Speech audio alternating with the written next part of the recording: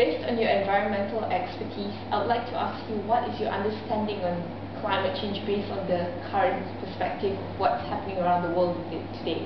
Right. Well, climate change is a huge phenomenon, and it affects so many different aspects of life. It's not just about the weather. Some people where it would be desert now getting too much rain. Some places that used to get rain is now getting no rain. Places where seasons are changing. Everything is being interconnected and everything is being changed, and it's something that everyone is responsible for, and everything is adding to it. You can't really pinpoint just one particular issue or one particular effect. The same, that is what climate change is. You say everyone play a role, but who do you think is the major contributor that affects this climate change that everyone is talking about? I think the biggest issue is it is actually starting to be overcome. I think in the next 10 years we are going to see more of a demand that everyone plays their role, because everyone is responsible. Certainly in the Western countries, people are voicing their concern and are ignoring the ideology of the last 10 years of the American government always trying to downplay or deny what was going on. That even George Bush himself has finally indicated a support for some climate change policy. But I think what we are going to need to do is make sure that we are moving this education and this change in attitude to being a global attitude. But the fact that the West, which is one of the major contributors to greenhouse gases and things like that, that their attitude really has become a public shift. That is a really big step. We just now need to see that same attitude shift change into countries, say, in the Middle East. Based on attitude, what would you say about how the Kyoto Protocol was drawn up years ago and the US only agreed to ratify it only last year of this year? I know. I mean, you have to think about so many factors, and the American politics is always got so many external factors involved in the political sphere. You've got all your lobby groups, you've got companies and CEOs and money. There's just so much pressure that it would have been almost impossible for, or it would have taken a much stronger leader than George Bush was ever going to be able to be, for them to have stood up against all of that pressure. So your point of view is that the main reason before we come up with actions is to change our values and attitude? I think that's the most important thing, is that we need to start valuing our future and valuing our earth, instead of always just seeing it as a commodity and as an endless commodity. And that is something that people are finally learning to change. And I mean, that was what made the 20th century so great. And it provided us so many advances, and it gave us so many new possibilities that were before just science fiction. So the attitude that we've had before did get us far, but it's also gotten us in a lot of trouble. For us to see our way through, it takes an attitude change and a value change. It's not just about progress anymore. So basically, if this is the foundation, the baby steps that we're taking, do you think in the long term, do you foresee that climate change can be finally put to a stop? To actually stop climate change, that is going to take an awful lot of work. That is going to take a very long time.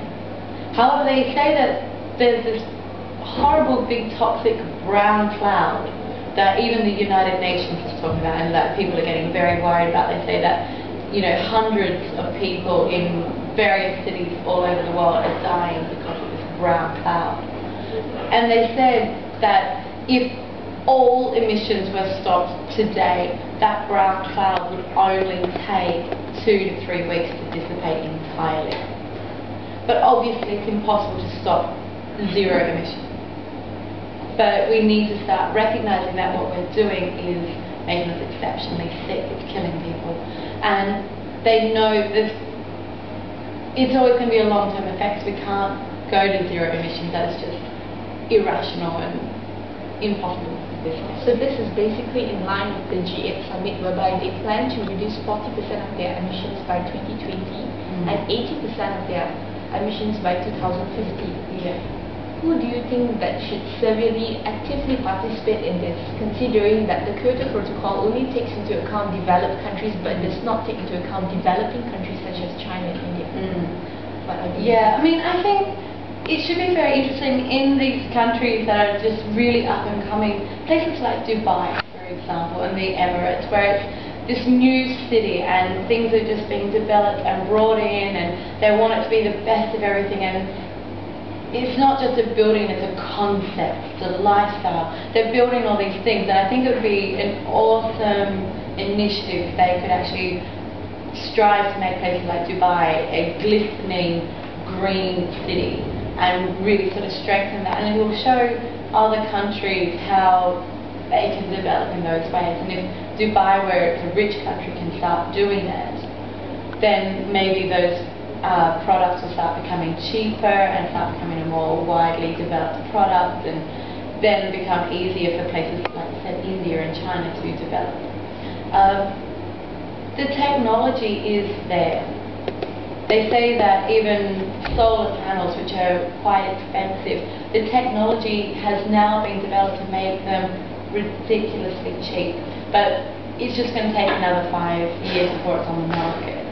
But don't you agree that we humans tend to be very greedy, and then we tend to use the technology to our advantages, and somehow it turns around whereby it pollutes the environment even more.